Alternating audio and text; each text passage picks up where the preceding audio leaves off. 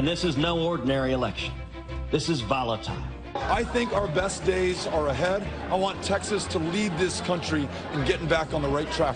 Together, we will keep Texas bright, bright red. Tonight, Senator Ted Cruz and Congressman Beto O'Rourke face off in their first high-stakes debate. And in the past year and a half, we've been delivering real results. There are places that have been written off. There are people who have been taken for granted. From NBC5, the Dallas Morning News, and SMU.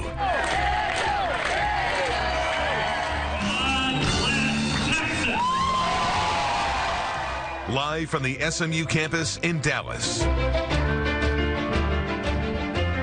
Welcome to the first Texas Senate debate. I'm Julie Fine from NBC5, along with Gromer Jeffers from the Dallas Morning News. Here are the rules for tonight's 60-minute debate. Once a question is asked, the candidate will have 90 seconds to answer. His opponent will have 60 seconds for a response, and then the candidate will have another 30 seconds for rebuttal. We've asked the audience not to applaud or react during the debate. That is, except for now, as we welcome the candidates. Republican. Hold on. Wait a minute. Republican incumbent Ted Cruz. Representative Beto O'Rourke. Thank you very much. Thanks for having us out.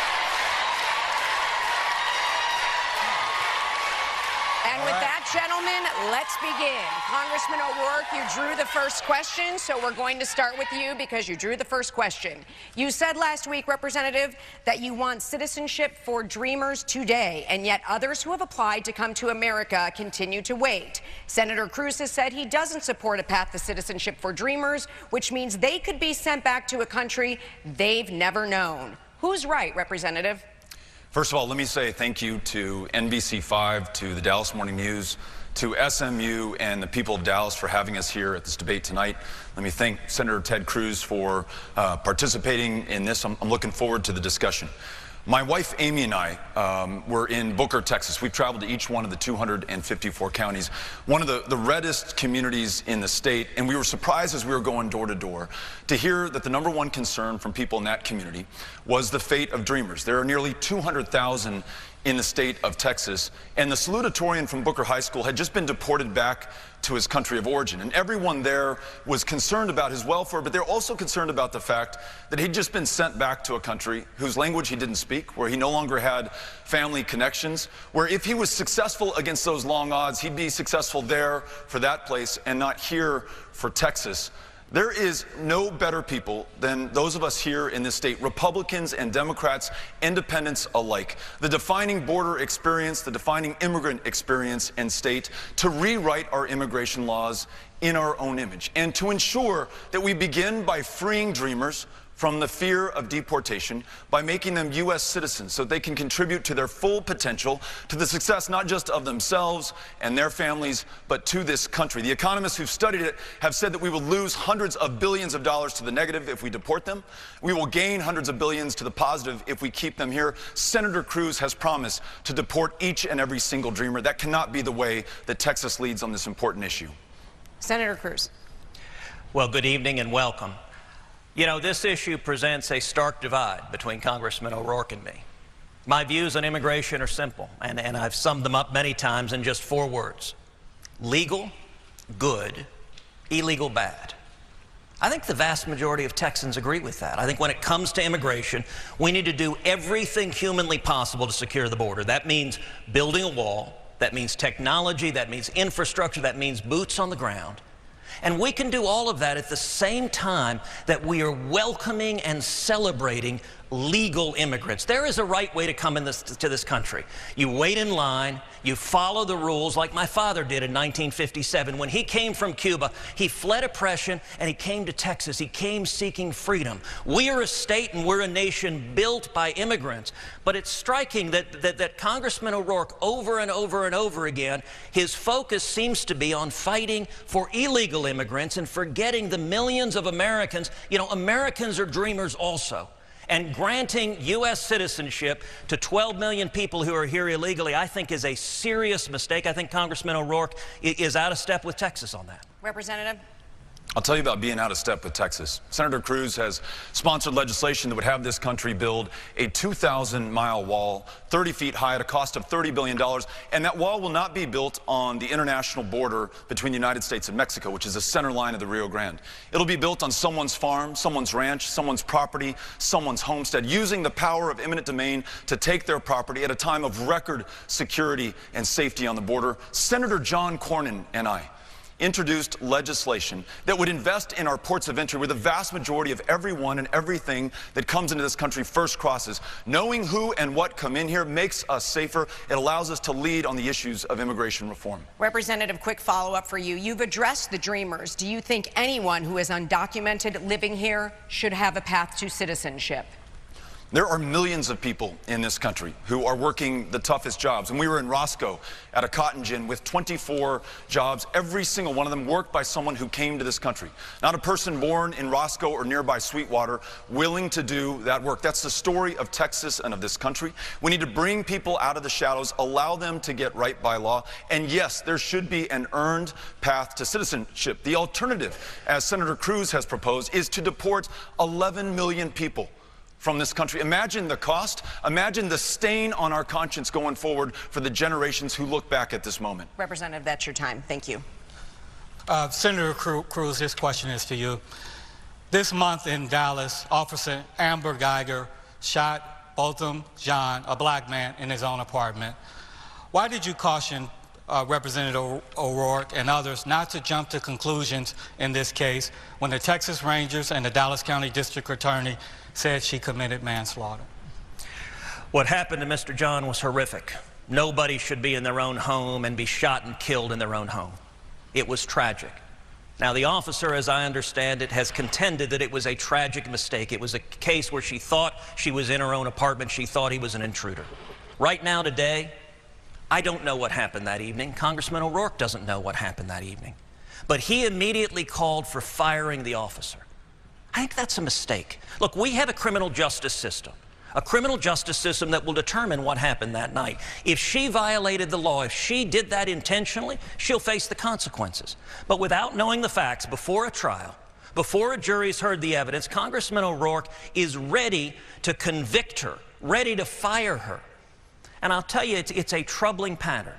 Over and over again, Congressman O'Rourke, when faced with an issue about police and law enforcement, he sides against the police. So in the United States Congress, he voted against allowing funds to go to body armor for sheriffs. When it comes to immigration and customs enforcement, he has said he's open to abolishing that law enforcement agency. And just this week, Congressman O'Rourke described law enforcement, described police officers as modern-day Jim Crow. Let me say something. I have gotten to know police officers all across this state. That is offensive. Just today, Fort Worth is burying Officer Garrett Hall with his wife Sabrina and 2 kids, who was shot in the head risking his life. Here today, Officer Brian Graham, an Arlington SWAT officer, who was shot in the head. Senator, I'm gonna have to stop. He is here, and everyday police officers risk their lives for us. Officer Graham is standing there, his 2 kids. He took a bullet in the head protecting us. And let me say right now, I think it is offensive to call police officers modern-day Jim Crow. That is not Texas. That's your time, Senator. Please, audience, please. No applause. What Senator Cruz said is simply untrue. I did not call police officers modern-day Jim Crow.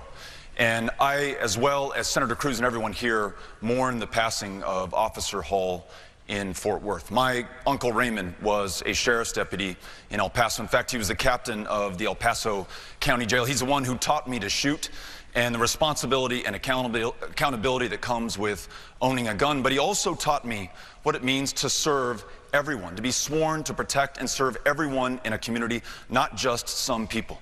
With the tragic shooting death of Botham Jean, you have another unarmed black man killed in this country by law enforcement. Now, no member of law enforcement wants that to happen. No member of this community wants that to happen, but we've got to do something better than what we've been doing so far. If African Americans represent 13% of the population in this country, yet they represent 1/3 of those who are shot by law enforcement, we have something wrong. If we have the largest prison population on the face of the planet and it is disproportionately comprised of people of color, we have something wrong in this country. Republicans and Democrats should be able to work together with law enforcement and members of the community for real, lasting, meaningful criminal justice reform. Congressman, that's your time. A quick follow-up to you, Senator Cruz. Do you agree that police violence against unarmed African Americans is a problem? And if so, how would you fix it? I believe everyone's rights should be protected, regardless of your race, regardless of your ethnicity. But I'll tell you something. I've been to too many police funerals. I was here in Dallas when 5 police officers were gunned down because of irresponsible and hateful rhetoric. I was at the funeral in Houston at Second Baptist Church where Deputy Goforth had been shot in the back of the head at a service station because of irresponsible and hateful rhetoric. Just now, Congressman O'Rourke repeated things he knows aren't true. He stated, for example, white police officers are shooting unarmed African-American children. The Washington Post fact-checked that claim and conclude Congressman O'Rourke was wrong. But I'll tell you something, that rhetoric does damage. Senator. That rhetoric divides us on race. It inflames hatred. We should be bringing people together instead of suggesting the police are risking their lives to protect all of us, to protect African Americans, to protect Hispanics, and turning people against the police, Senator, I think is profoundly irresponsible. This is why people don't like Washington, D.C. You just said something that I did not say. And What did you not say? Attributed it to me. What did you not say? I'm not going to repeat the slander and the mischaracterization. I'm not going to repeat the slander. You're not going to say what you did say? No, this is your trick in the trade. to confuse and to incite based on fear and not to speak the truth. This is a very serious issue and it warrants the truth and the facts. All right, Representative O'Rourke, this question is for you. It's about the national anthem protest. Polls show that most Americans don't think that NFL players should be kneeling during the national anthem, even if they believe that they have the right to do so. But you have said there's nothing more American than protesting for your rights. What do you say to people who claim that you're out of step with most Texans on this issue? I mentioned just a minute ago, members of law enforcement are not sworn to serve and to protect only some people. They're sworn to protect and serve everyone in a given community. Those service members who put their lives on the line, who are serving tonight in Afghanistan, in Iraq, in Syria, they swear not to a man or to a group of people in this country, but they swore to support and to defend the Constitution of the United States of America, the Constitution for all of us. The civil rights marchers who took their lives into their hands crossing the Edmund Pettus Bridge in Selma, Alabama, some beaten to within an inch of their lives. Those who lost their lives in the Deep South to the racism of America at the time. Those freedom riders who had the audacity to take Greyhound buses in the Deep South, using the bathrooms or the water fountains of their choice, knowing full well that it would end up in the Mississippi State Penitentiary, Parchman, as it did for John Lewis. They marched not just for themselves, but for everyone. And when now we have injustice in this country, 2 sets of criminal justice systems depending on your race, your ethnicity, and your color. That prison population that I talked about that is disproportionately comprised of people of color. Too many unarmed African-American men losing their lives in this country. To peacefully protest that injustice non-violently and to call attention to that, to prick the conscience of this country so that those in positions of public trust and power will finally do something. Standing up not just for your rights, but everyone's rights in this country. There's nothing more American than that. That's your time, Congressman. I'm going to have to ask again for the audience to please refrain from reacting and applause, okay? We need to get through a lot of questions here. Senator Cruz. You know, Congressman O'Rourke gave a long soliloquy on the civil rights movement. And I'll tell you, one of the reasons that I'm a Republican is because civil rights legislation was passed with the overwhelming support of Republicans. And indeed, the Dixiecrats who were imposing Jim Crow, the Dixiecrats who were beating those protesters were Democrats. And that's one of the reasons I'm proud to be a member of the Party of Lincoln, a member that stands for equal rights for everyone, regardless of what race, what ethnicity. Every human being is a creation of God that our Constitution protects. But nowhere in his answer did he address the fact that when you had people during the national anthem taking a knee, refusing to stand for the national anthem, that you're disrespecting the millions of veterans, the millions of soldiers and sailors and airmen and Marines that risk and fight and die to protect that flag and to protect our liberty. And to be clear, everyone has a right to protest. You have a right to speak. But you could speak in a way that doesn't disrespect the flag, that doesn't disrespect the national anthem. And I'll tell you, those civil rights protesters would be astonished if the protests were manifesting and burning the flag. Dr. King, that's not something Dr. King stood for. He stood for justice without disrespecting the men and women who fight for this country. You heard Senator Cruz's answer. First of all, he again tried to mislead you by taking a peaceful protest during the national anthem to burning a flag. No one here, myself included, has suggested that anyone should be doing that. He also grounded his answer in partisanship, talking about the GOP being better than the Democrats. Listen, I could care less about either party at this moment. At this deeply divided, highly polarized time in our history, this moment calls for all of us, regardless of party or any other difference of race or sexual orientation, how many generations you've been here, or whether you just got here yesterday. We need to come together for this country that we love so much. And we're moving on here. The next question for Senator Cruz. Details are still being worked out, but Dr. Christine Blasey Ford may testify about her allegations of attempted sexual assault against Judge Brett Kavanaugh. Is there anything you could hear from her that could make you change your vote? Well, absolutely. And listen, I very much hope Dr. Ford comes next week and testifies before the Judiciary Committee. I publicly called for her to be given an opportunity to testify. I urged my colleagues. The allegations she's raised are serious, and they deserve to be treated with respect. And I hope that she comes and has a full opportunity to tell her story in a way that is respectful, but I also think Judge Kavanaugh deserves a full opportunity to defend himself and to let the American people listen and come to an assessment of what happened. We don't know right now, but we need to give them a full hearing. I will say, though, more broadly than this issue, whether it is Judge Kavanaugh, whether it is Neil Gorsuch, whether it is other Supreme Court nominees, reflects one of the many massive divides on policy and substance and record between me and Congressman O'Rourke. Congressman O'Rourke doesn't want Judge Kavanaugh confirmed. He said that before these allegations. He said that after these allegations. He didn't want Neil Gorsuch confirmed. Congressman O'Rourke agrees with Hillary Clinton. He wants liberal judicial activists on the court who will impose their particular policy view. I have devoted virtually my entire life to defending the Constitution and Bill of Rights. I think one of the major issues the American people had before us in 2016 was, what vision of the court do you want? And I believe Texans want constitutionalists on the Supreme Court who will defend the First Amendment, who will defend free speech, who will defend religious liberty. Religious liberty, one of the fundamental liberties that's been under assault. Who will defend the Second Amendment. And I would note, the justices that Congressman O'Rourke would insist upon, like Hillary Clinton, are justices that would undermine and effectively write the Second Amendment out of the Constitution. Those are radical views, and they're not views consistent with the overwhelming majority of Texans. Thank you, Senator. That's your time. Representative? The senator has a troubling history of the kinds of nominees that he's supported. Someone like Jeff Mateer to the federal bench, someone who believes in conversion therapy, who's described transgender children as part of Satan's plan.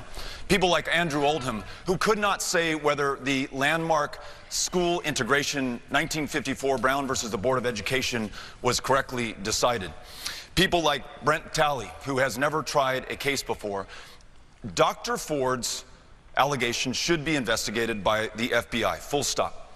There's precedent for that. That's the right thing to do given the gravity of the accusations. But the senator is right in this regard. Judge Kavanaugh does not meet the bar for Texas to serve on the Supreme Court in a state that is now 50th in voter turnout.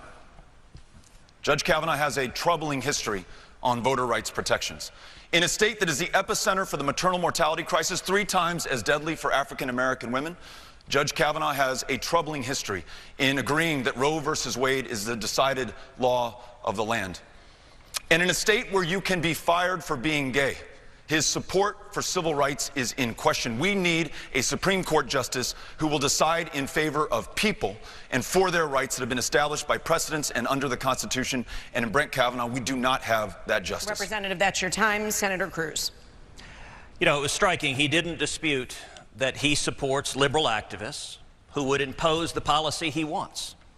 It's not a judge's job to impose policy. And he also didn't dispute that he wants justices that would undermine the Second Amendment. Let me talk for a moment about the case Heller versus District of Columbia. It's a landmark case that upheld the individual right to keep and bear arms under the Second Amendment. I represented Texas and 30 other states winning a landmark 5-4 victory, upholding your right to keep and bear arms. Congressman O'Rourke, like Hillary Clinton, wants justices who would overturn that. And let me tell you the position of the dissenters.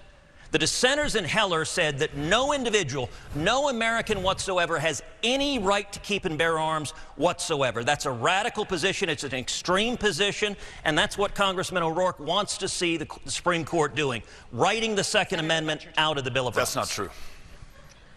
And we are moving on here. Hold on. He disputed that. You can have a rebuttal. Of course I support the Second Amendment.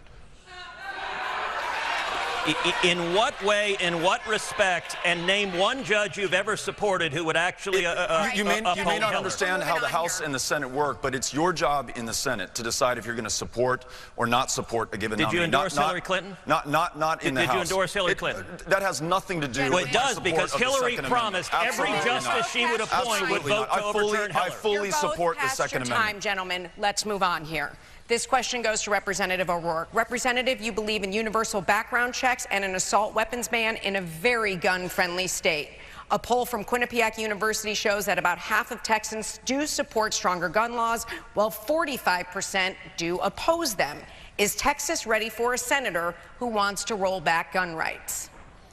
I think Texas is ready for a senator who will defend the Second Amendment, but also ensure that we can protect the lives within our lives. Both Senator Cruz and I were able to visit with students who survived the shooting at Santa Fe High School, to meet with some of those parents there. And students like Bree, who argued that we should have universal background checks because it makes our communities and our states demonstrably safer. We know that from those states that have adopted them, that have seen a near 50% reduction in serious gun violence, fewer gun crimes committed against law enforcement, fewer boyfriends killed by their girlfriends, girlfriends killed by their boyfriends. And it is supported by most people in Texas, gun owners, non-gun owners alike, Republicans and Democrats. And listening to those who've served this country, put their life on the line, like the Vietnam veteran that I met in Wichita Falls, who said shortly after the Parkland shooting massacre there in that school that young man was better armed in that school against defenseless children than he was in the jungles of Vietnam. When I listen to the emergency room doctors who tell me that a handgun wound, if it is treated in time, if it doesn't hit a major artery or your heart, will be able to save your life. But a weapon designed for the express purpose of killing people as effectively, as efficiently, and as great a number as possible. The high-impact, high-velocity round from an AR-15 will blow a hole the size of an orange out your back. You will bleed to death before anyone can get to you, and that's exactly what it was designed to do. Weapons of war belong on the battlefields, not in our schools or our churches, our concerts, or our public life. Senator. You know, all of us have been horrified as we've seen these school shootings. Santa Fe High School is about a half hour from my house. I was home that morning at 7:30 in the morning when the shooting happened. I jumped in a truck and headed down there. I spent the entire time at Santa Fe High School, that entire day, with students, with teachers, with first responders, with parents. It is horrific, and let me say, as the father of 2 daughters, there is something deeply wrong that we have these shootings. There are a lot of things behind it that have nothing to do with government. They have things to do with things like removing God from the public square, like losing the moral foundation of much of our society, like losing the binds of community and family.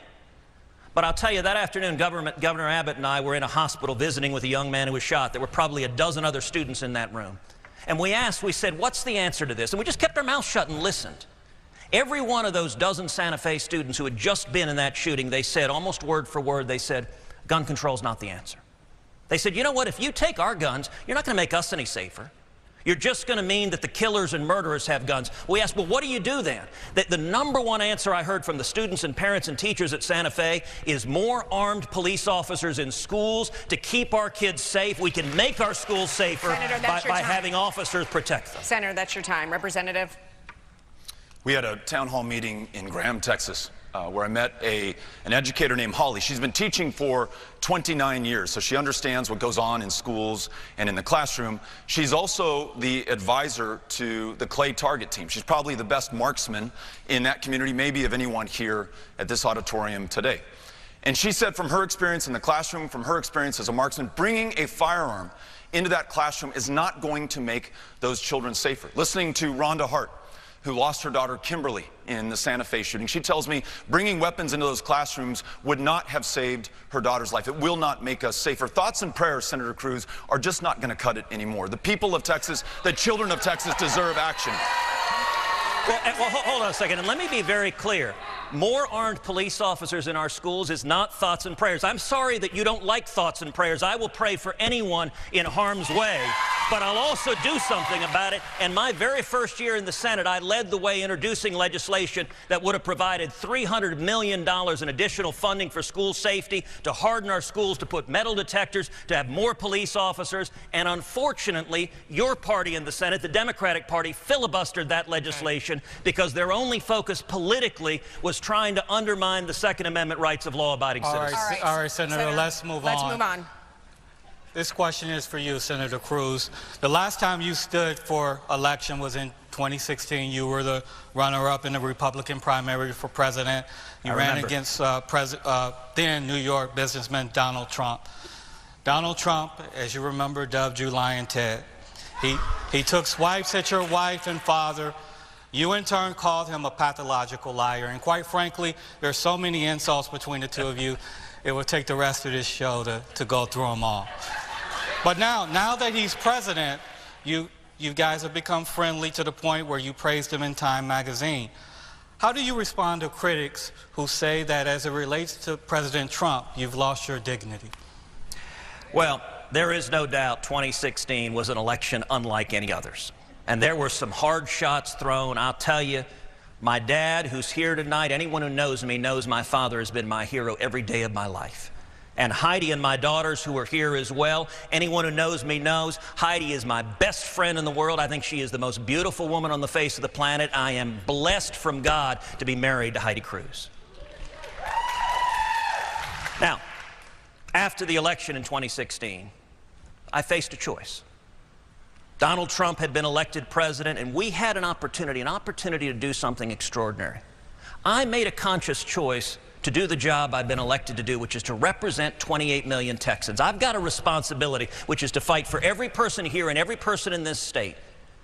And so I have worked hand in hand with the president on substance, and we have delivered remarkable victories, the biggest tax cut of a generation. We've seen 4 million new jobs created since Trump was elected, and we cut taxes and cut regulations. We're seeing record low unemployment. Texans' lives are better. So yes, I could have chosen to make it about myself, to be selfish and say, you know what, my feelings are hurt, so I'm going to take my marbles and go home. But I think that would have been not doing the job I was elected to. And every single day in the Senate, it has been my job to fight for jobs, jobs, jobs, and to fight for 28 million Texans. I've done that. And if the people of Texas re-elect me, I will continue to fight each and every day for jobs and economic opportunity for Texas. That's your time. Representative O'Rourke. Farmers and ranchers that I meet all across this state as I visit each one of the 254 counties of Texas wonder where their junior senator is as this president enters trade wars and imposes tariffs that are going to hurt no state more than Texas. Average citizens from both parties and independents alike wonder where our junior senator is when you have a president who may or may not have tried to collude with Russia in 2016, but to quote the conservative columnist George Will on that stage in Helsinki as he defended Vladimir Putin instead of the United States of America, that was collusion in action. Listen, if the president attacks you personally, your wife, your father, how you respond is your business. But when the president attacks our institutions, this country, allows a foreign power to invade our democracy, that is our business. We need a U.S. senator who will stand up to this president where we must, work with him where we can, but ensure that 242 years into this audacious experiment, that we are still a nation of laws and not one of men. So let me say two things. Number one, Congressman O'Rourke invoked farmers and ranchers. I'll tell you, I'm incredibly privileged to have the support of farmers and ranchers across the state. Indeed, the Texas Farm Bureau has endorsed my reelection because I've been fighting for farmers and ranchers for 6 straight years. And on policy, Congressman O'Rourke's position are dramatically out of touch with farmers and ranchers. He supports President Obama's Waters of the United States rule. He's voted in favor of it multiple times, puts massive burdens on farmers and ranchers. He's voted in favor of the death tax, keeping it broad, sucking farmers and ranchers and small businesses into it. That's not good for farmers and ranchers. But you know where his question ended? It ended on an attack on Donald Trump. And the modern Democratic Party is just consumed with hatred for Donald Trump. That's why Congressman O'Rourke is the only Democratic Senate nominee in the country to explicitly commit to voting to impeach President Trump. That is extreme, and that doesn't reflect Texas. That's your time.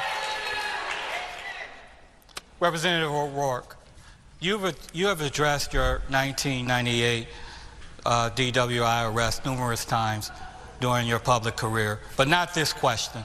As the Houston Chronicle pointed out recently, a witness said in that accident that you tried to leave the scene of the accident.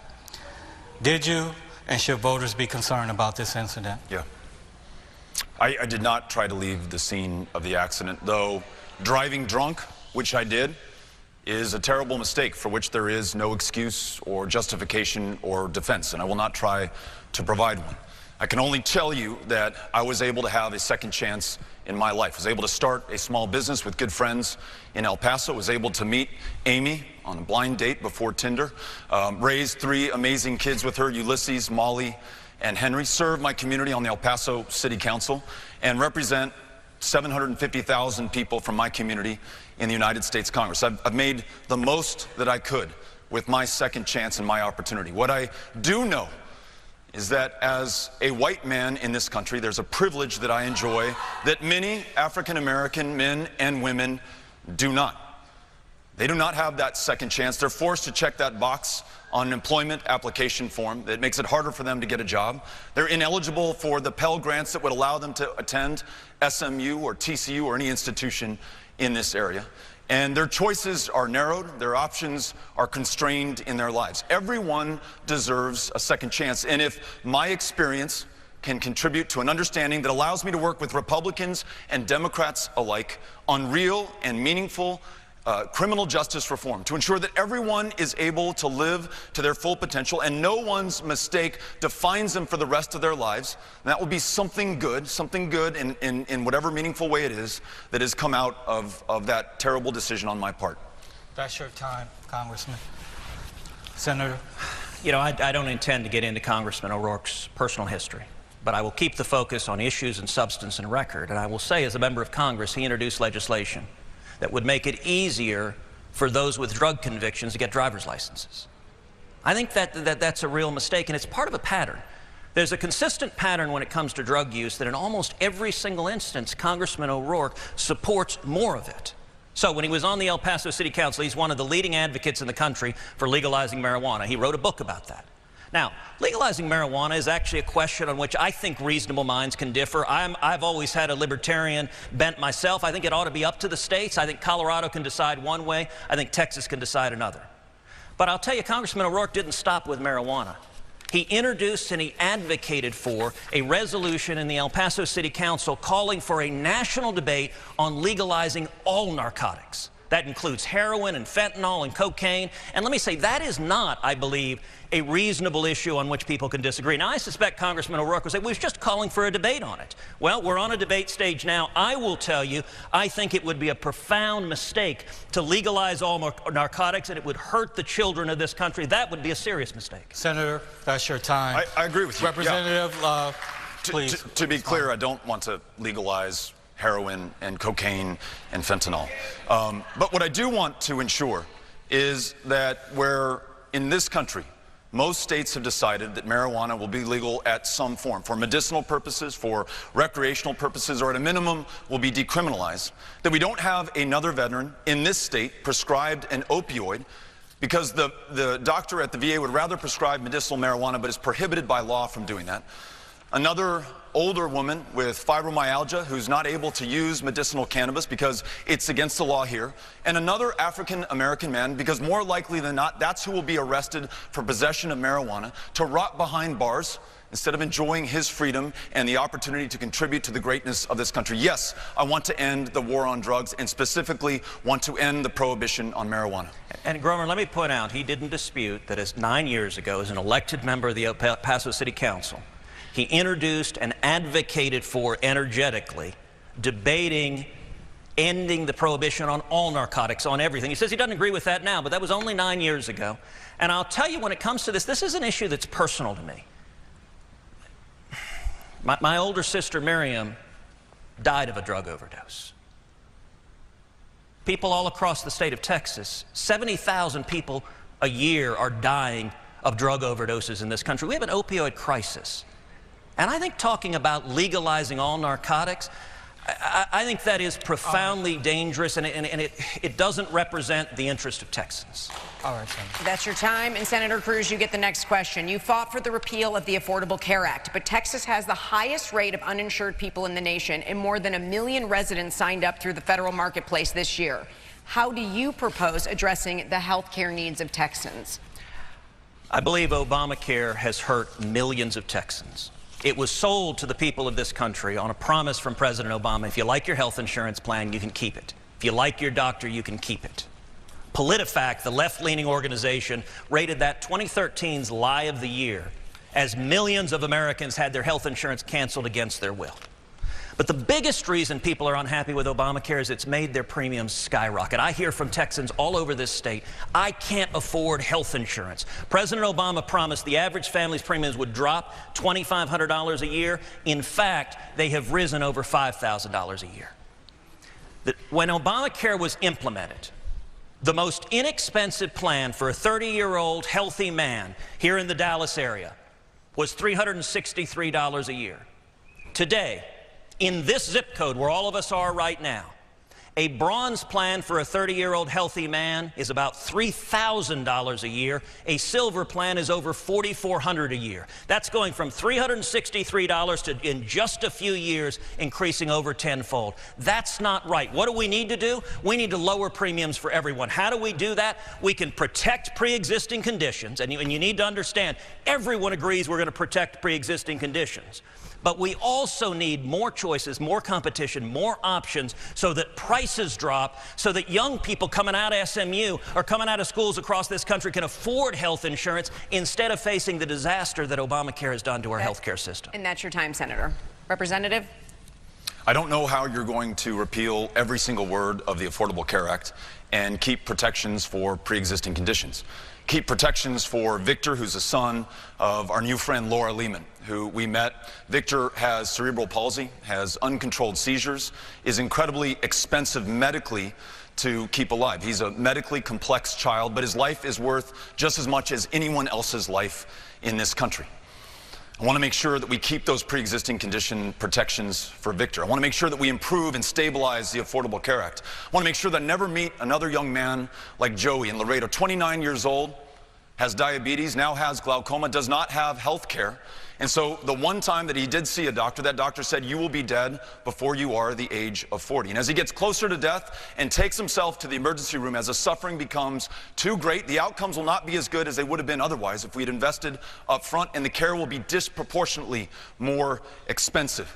I want to make sure that we also expand Medicaid. This state left $100 billion on the table that could have provided care for people in this community, introduce Medicare as an option on the exchanges, and then get to universal, guaranteed, high-quality health care for every child, for every woman, for every man in this state and every state in the union. Representative, that's your time. Senator Cruz.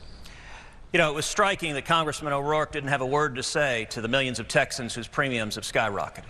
He talked about pre-existing conditions, but every one of us agrees pre-existing conditions must be protected. And indeed, when we were debating Obamacare, I introduced legislation called the Consumer Freedom Amendment that would protect pre-existing conditions, but that the Health and Human Services Agency ran the numbers and found the Consumer Freedom Amendment, allowing people to purchase the health insurance that you want, would reduce annual premiums about $5,000 a year. We've got to lower premiums, and Congressman O'Rourke has voted 67 times to keep Obamacare. He hasn't been there to fix the people that are getting hurt, that are forced into part-time jobs. Instead, his answer is socialized medicine. Socialized medicine is a mistake, and it would hurt the people of Texas.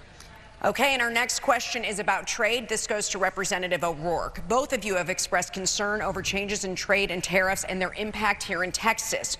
What could you realistically do to rein in President Trump on trade? Why should voters believe that you would be more successful getting him to change course than Senator Cruz, who actually has a working relationship with him? Understand the impacts of this firsthand in El Paso, the community I represent, where we're raising our children, a trading community. One out of every 4 jobs is connected to U.S.-Mexico trade in our community. I understand it from listening to the people of Texas. Unlike the senator, I've shown up to every single county in the state. Being in Seminole, listening to a pecan grower who's seen the tariffs on his pecans go from 7% to 47%. No one's buying his pecans around the world right now. And though he said these trade wars might end, these tariffs might come down, those purchasers in those other countries will find other countries from whom to buy. His farm will no longer be sustainable anymore. When has this country ever gone to war without allies? That's precisely what we're doing by levying $200 billion in tariffs against China and alienating the EU and Canada and our traditional trading partners. This state, with its farming and ranching and producing and manufacturing and export-based economy, needs a senator who will work with the president where we can and stand up to him where we must. I met with the President's Secretary of Commerce, Wilbur Ross. I met with his United States Trade Representative, Representative Lighthizer. And this is the case that I made to them. Not only does this state depend on trade, and we must protect those trading relationships that we have, but if we are to improve NAFTA and our relationship with Mexico specifically, let's ensure that those Mexican workers also have the ability to organize, to demand higher wages, which will make the United States worker a little bit more competitive. In the draft that I've seen so far of this latest agreement, that is included within it. So it shows that I'm able to stand up to the president where it counts and able to work with him where it will do the most good. That's your time, Senator Cruz. Free trade is good for Texas. It's good for Texas farmers and ranchers. It's good for Texas businesses. I have made the case to President Trump directly and personally dozens of times that we should be expanding our access to foreign markets, opening up the Mexican energy markets, expanding our access to Canada. If you look at the EU, it was interesting that Congressman O'Rourke referenced the EU. We've actually seen real breakthroughs in trade with the EU, that the European Union is now talking about sitting down with America and looking at zero tariffs, lowering their tariffs. You know, I thought it was interesting Congressman O'Rourke brought up pecan farmers, because I've made the case directly to the administration that they should work on India to lower their tariffs on pecans so that we can export to India. But the difference is, I've made that case repeatedly to the president. Over and over again, I've worked hand in hand with the president on policy wins for the people of Texas. As far as I know, Congressman O'Rourke has never spoken to the president other than to publicly call for his impeachment. That doesn't suggest a relationship in the state of Texas when you are leading the extreme left wing wanting to impeach the president and attack the president. That's not setting you up to have victories for the people of Texas. Representative? I'll work with anyone, anytime, anywhere, and that includes the President of the United States. Worked with Republican colleagues to expand access to mental health care. There were 500,000 veterans who put their lives on the line for this country, who by law, because of the status of their discharge, were unable to go into a VA and see the psychiatrist or psychologist who would save their lives.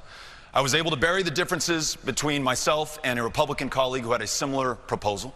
We introduced it, got it passed in the House. There was a similar bill passed in the Senate, signed into law by President Trump. That's saving lives of veterans in this state and throughout this country right now. So whether it's veterans, service members, farmers, ranchers, Americans, I'll stand up for everyone and work with anyone, including the president, to make sure that we do better for this country. Senator Cruz, this question is about Texas values. You campaign on the fact that you represent Texas's values, But if you look at the polls, this is a closely contested race, and Congressman O'Rourke has a lot of support in Texas. Why do you represent Texas values and your does not? Well, 6 years ago when I ran for Senate, I promised the people of Texas I would fight every day for lower taxes, lower regulations, and more jobs, that I would fight to secure and defend the border, and that I would fight to defend the constitutional right of every Texan. I've kept that promise. That's what I've done every day in the Senate for the last 6 years. You're right, we have a real race in the state of Texas. The hard left is energized, they're angry, many of them are filled with hatred and for President Trump. And we are seeing tens of millions of dollars flow in from all over the country to Congressman O'Rourke's campaign. And the reason is simple. As he takes extreme left-wing positions, positions further to the left of Elizabeth Warren or Bernie Sanders or Nancy Pelosi, he gets millions of dollars. For example, Congressman O'Rourke has said he is, quote, open to abolishing ICE, abolishing the Immigration and Customs Enforcement Agency. Those are his words. Now, Nancy Pelosi's never said that. Congressman O'Rourke has said he would vote now today to impeach President Trump, right now today. Bernie Sanders never said that. Congressman O'Rourke's positions are out of step with the people of Texas, and I think the people of Texas, what they want, look, 1,000 people a day come to Texas because we understand low taxes and low regulations produce jobs. And what I hear from Texans all across this state is they say, I'll say this, whether they supported me or not, Democrats will say, I didn't vote for you, but you're doing what you said you would do, and that's exactly what I've done, and that's exactly what I'll continue doing. Representative O'Rourke, Texas values. You know, only one of us has been to each county in Texas and would have an idea of what Texas values and interests are. Within months of being sworn to serve as your senator, Ted Cruz was not in Texas, he was in Iowa. He visited every single one of the 99 counties of Iowa. He went to New Hampshire, he went to South Carolina, he went to the Republican presidential primary states instead of being here. He shut down your government for 16 days in 2013 because too many people were getting too much health care in the United States of America. And in 2015, he missed 1/4 of the votes in the United States Senate. In 2016, he missed 1/2 of the votes in the United States Senate. You tell me who can miss half the days at work and then be rehired for the same job going forward. That's not what Texans want. They don't want somebody who's captured by corporations and political action committees and special interests, because that's where Ted Cruz gets his money. Our campaign is the largest grassroots campaign this state has ever seen, funded by people and only people in every single one of the counties of Texas every single day. Congressman, that's your time. Senator. You know, Gromer, Congressman O'Rourke doesn't seem to understand that representing Texas is not doing a photo op in each county in Texas with reporters in tow, but it's actually standing up and fighting for the people of Texas. And I can tell you, in the 6 years I've represented Texas, I have been there on the ground. In West Texas, when the explosion happened, I was on the ground with the families of the first responders who were killed. When Hurricane Harvey hit this state, I was on the ground in my hometown of Houston, but also in Victoria and Rockport and Port Aransas and Aransas Pass and Refugio and Beaumont and Port Arthur and Orange and Nederland. Oh, not once, not twice, but 3, 4, 5 times on the ground with the people of Texas. When Sutherland Springs saw the worst church shooting in the history of this country, I was on the ground. Representing Texas is being there for Texans, but actually standing up and fighting for Texans, not George Soros, not big liberal interests, but fighting for the values of the people of Texas. And the next question goes to Representative O'Rourke. The Texas business community overwhelmingly supported the tax overhaul that you voted against last year. How can you effectively represent that important constituency when you have such a fundamental disagreement? Generations from now, people looking back at this moment will not be able to believe that a country $21 trillion in debt, with the greatest levels of income disparity that we've seen since the last Gilded Age of more than 100 years ago, would find as its solution to the problem $2 trillion in tax breaks that disproportionately flow to corporations that are already sitting on record piles of cash and the already wealthy in this country. A tax bill written by the lobbyists for those very corporations. In fact, in one draft, in the margins, written by those lobbyists so that their corporate bosses could see the text before the senators could vote on it. And in the days before and just after Senator Cruz voted for this massive giveaway to the already wealthy, he received more than $120,000 from the political action committees that represent those who benefited from these tax breaks. I believe not in investing in corporations and in special interests. I believe in investing in people, in universal pre-K for every child so everyone has the same starting line in life, in health care for every Texan and every American so they're well enough to be their best, the ability to attend community college or SMU so that you can better yourself and do better for everyone else in your life, in your community, and in this country. I believe in investing in broadband internet in the 50% of rural Texas that today cannot reliably get online. I believe in investing in communities and in people, not in corporations, special interests, and political action committees. You know, there is a consistency in Congressman O'Rourke's record. Over and over and over again, he supports higher taxes. When he was on the El Paso City Council, he voted 3 times to increase property taxes in El Paso. He voted in favor of a, quote, rain tax, which I don't even know what that is. I guess a tax on rain, but I'm not sure. He voted in favor of a pool tax. As a member of Congress, he has voted in favor of the death tax. He voted against the tax cut. And by the way, this tax cut has cut taxes on Americans all across Texas. It doubled the child tax credit. If you're a parent, it doubled it from $1,000 a child to $2,000 a child. That's real money. And by the way, that's refundable and in your pocket. And yet, his answer is he doesn't want to cut taxes. He wants to raise your taxes. So understand what Beto O'Rourke is promising you. If he's elected, he will fight to raise your taxes. That is not consistent with what the people of Texas want. Representative. Those 6 years that I was on the El Paso City Council, every single year we balanced the budget. We didn't see each other as Republicans or Democrats. We saw each other as El Pasoans with a common interest in delivering for the taxpayers in our community. Only one of us on this stage has started and run a small business, had to meet payroll every single week, had to go before the bank and try to get a loan to expand that business, had to go out and hustle for new customers and make sure that we kept those who we already had happy going forward.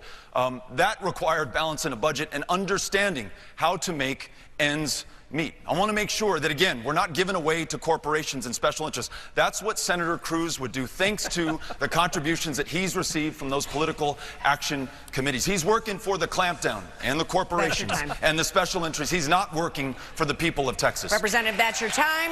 And we are at our final question. Wow, this went quickly. And this goes to Representative O'Rourke. We'd like to end this for both of you on a very positive note. And we'd like to ask you to tell us something that you admire about your opponent.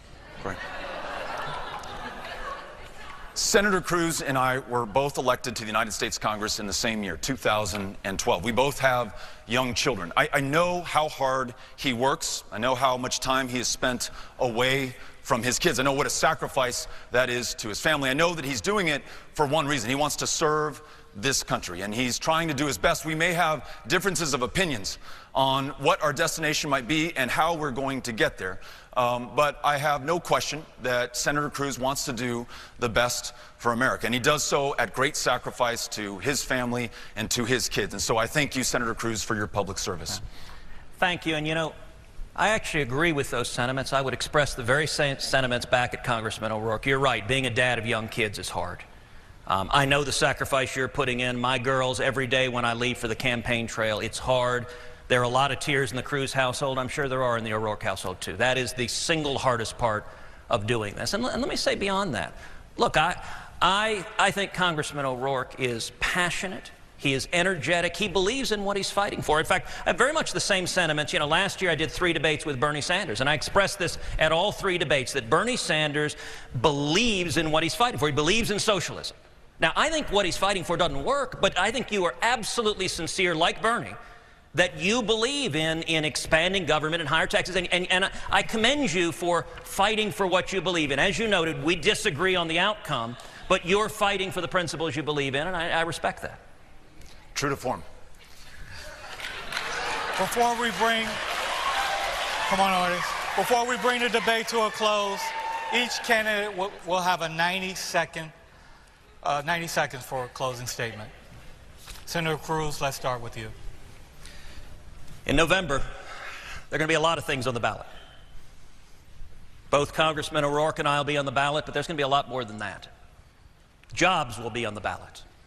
We've seen in the last 2 years 4 million new jobs all across this country. Paychecks will be on the ballots. We've seen Texas employers like American Airlines, like Southwest Airlines, like AT&T giving bonuses and pay raises. Your 401k and your savings will be on the ballot, as we've seen the pensions of millions of Texans going up.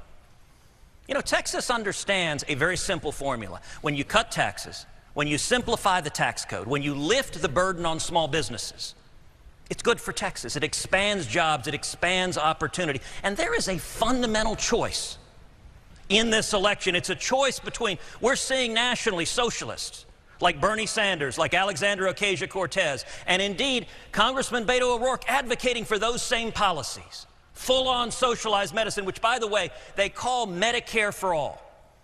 And let me say to all the seniors in Texas, Medicare, you paid into it your whole life. You're counting on it for your health care. What they're proposing is putting every single person in this country, including illegal aliens, everyone in this country, into Medicare without paying for it.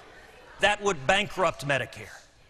There is a choice for this country. You know, there are also states that implement the kind of policies Congressman O'Rourke supports. High taxes, high regulations, open border states. You look at California, which is hemorrhaging population. You know, the cost of a one-way U-Haul from California to Texas is more than 300% the cost the other way around. In Texas, we understand that if you get government off the backs of small businesses, Texans do well. I've fought for that for 6 years. I've kept my promise, and I will always stand and fight for 28 million Texans. That is your time, Senator. Thank you. Representative O'Rourke. Yeah. Let me again begin by thanking SMU, NBC5, the Dallas Morning News for making this possible tonight. Let me thank everyone here and everyone who's watching right now who has invited me to your communities, who has invited me into your homes, who's invited me into your lives, into your hopes and your dreams and the very high expectations that we are together setting right now for this country. At this deeply divided, highly polarized moment, you have reminded me that before we are Republicans or Democrats or independents, we are Texans, we are Americans, we are human beings, and we're going to start acting that way. President Harry Truman reminded us that this country was not founded on fear. Instead, we are founded on courage, on imagination, and an unstoppable determination to do the job at hand. I've never heard a better description than that one for the people of Texas that I've met in each one of the 254 counties. We are not running against anyone. We're not running against anything. We're not running against another political party. We are running for this country, by and for each and every single one of us. We are going to use the challenges that we face, being the least insured state in the country, where the #1 provider of mental health care services is the county jail system today, to a state that leads the way to ensuring everyone is well enough to live to their full potential. A state where 50% of the teachers are working a second or a third job just to make ends meet instead of being able to focus on those children before them. We're going to lead the way in having their backs and making sure that we don't privatize public education money and send it to a private school. Whatever the challenge is, I know that we are up to the task, and I want to thank you for inspiring me, giving me confidence, giving me hope, encouraging me like no time in my life. I am grateful. Thank you. Thank you, Representative. And that concludes tonight's Senate debate. We'd like to thank both of our candidates, our audience, and SMU for hosting tonight. Some important dates to keep in mind. The last day to register to vote is October 9th. Early voting is open from October 22nd to November 2nd.